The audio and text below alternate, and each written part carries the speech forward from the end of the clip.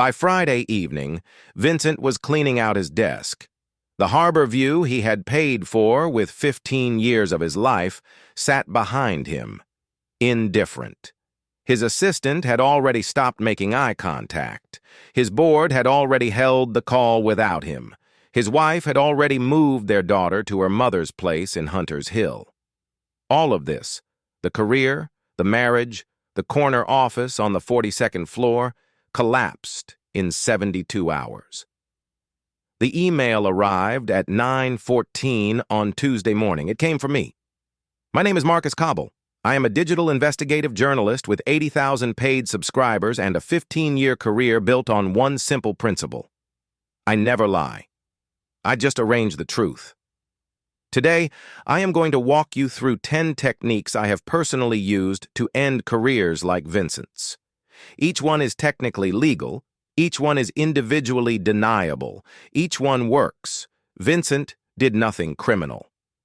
That was never the point. Technique 1 is the source ladder.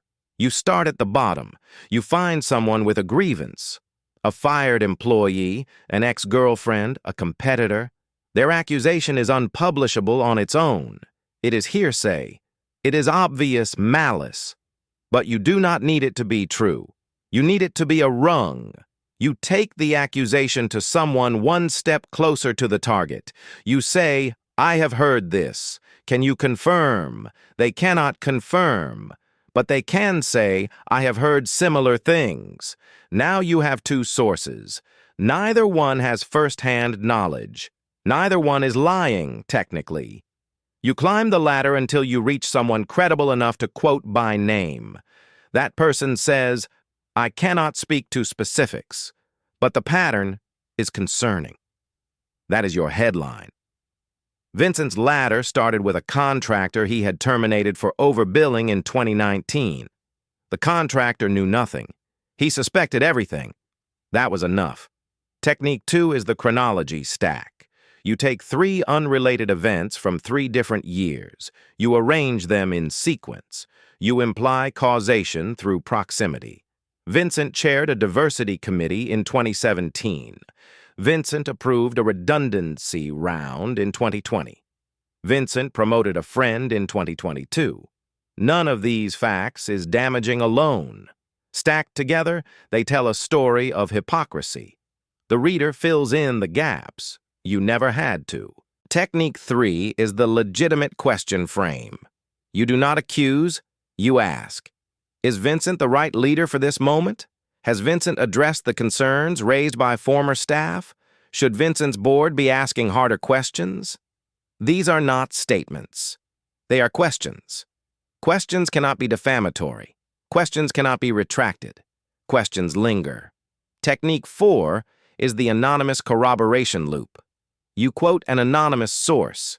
You contact a second anonymous source and read them the first quote. They say, that sounds about right. Now you have corroboration. 2 sources, neither named, neither with direct knowledge, each confirming the other's suspicion. This is how I built Vincent's story. His former chief of staff heard a rumor from his former HR director. His former HR director heard it from a board observer who heard it from me. The loop closed. Everyone confirmed everyone else. No one confirmed anything. Technique 5 is the defensive quote trap. You offer the target a chance to respond. You phrase the question so that any answer sounds guilty. Did you fail to disclose, or did you simply forget? Vincent's lawyer told him to say nothing.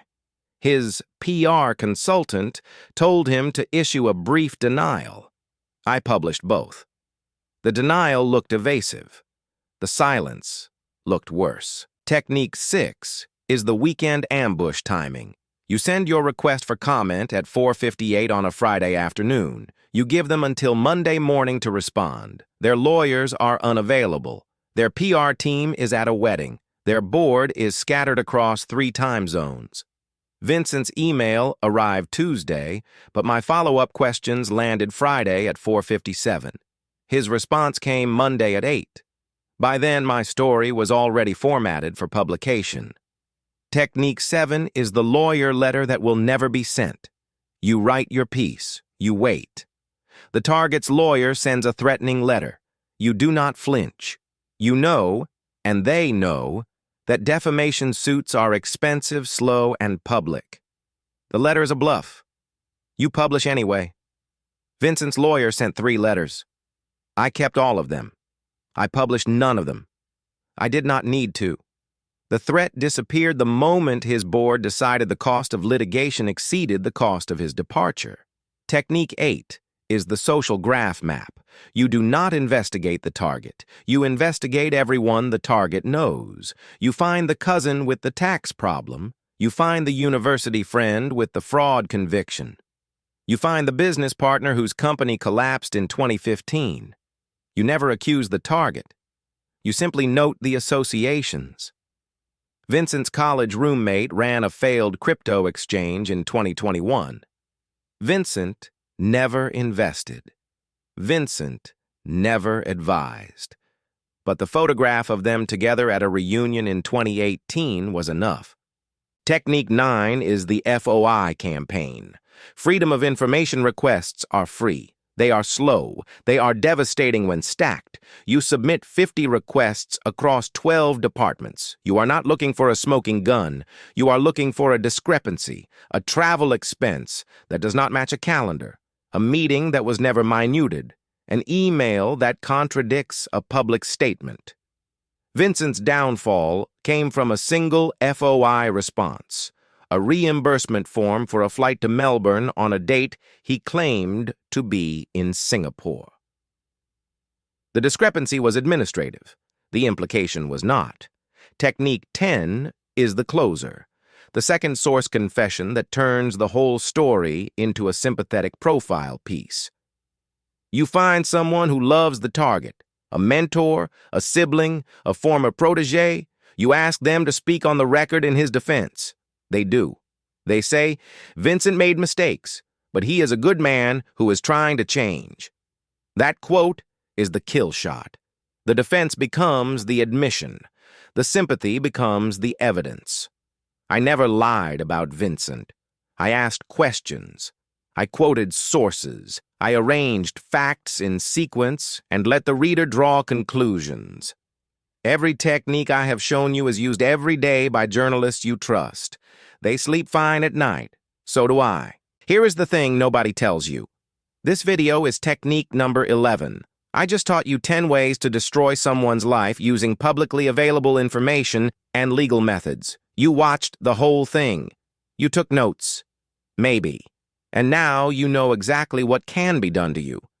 Vincent is not real, but the techniques are, and someone somewhere is learning them right now.